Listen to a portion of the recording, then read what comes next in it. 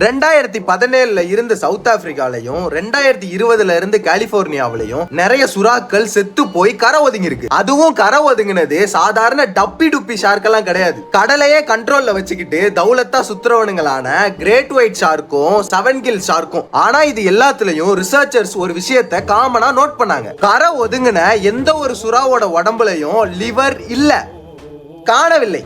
Researchers எல்லாம் முழிக்கிறான், என்னடா இது, கடலோட உணவு சங்கிலியிலே டாப்ல இருக்கிற ஷார்க்ஸ் எல்லாம் யாரு கொல்றது? அதுவும் இல்லாம கொன்னுட்டு முழுசா தின்னாம அதோட லிவரை மட்டும் அப்படியே ஆபரேஷன் பண்ண மாதிரி அப்படியே சுரண்டிட்டு வெறும் பாடியை மட்டும் விட்டுட்டு போறதுன்னு. அப்புறம் தான் லேட்டா ரிசர்ச்சர்ஸ் எல்லாம் கண்டுபிடிக்கிறாங்க இந்த வேலையெல்லாம் யாரு பாக்குறான்னு. இந்த வேலையெல்லாம் பாக்குறது யாருன்னா, நீங்கள் பார்த்து கொண்டிருப்பது கில்லர் வேல்ஸ்.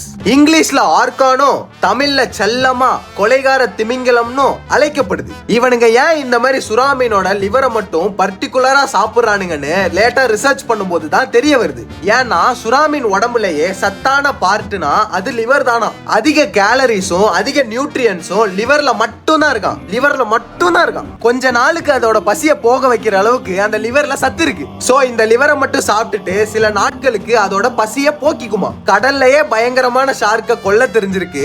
கொன்னதுக்கு அப்புறம் அதுல எந்த பார்ட்டை சாப்பிட்டா அதுக்கு நல்லதுன்ற லெவலுக்கு தெரிஞ்சிருக்கு. நான் தான் பார்ட் 1லே சொன்னேன், இவனுங்க ரொம்ப மோசமானவனுங்கன்னு. இவன் ஆணவத்தையும் அக்கிரமத்தையும் அழிக்க ஒரு ஆள் இல்லைன்னா திமிர்ல ஆடிக்கிட்டு சுத்திட்டு இருக்கான். இவன் இன்னும் இந்த மாதிரி நிறைய விஷயம் பண்ணுவான். வேணும்னா ஃபாலோ பண்ணிட்டு கமெண்ட் பண்ணுங்க, நான் பார்ட் 3 போடுறேன்.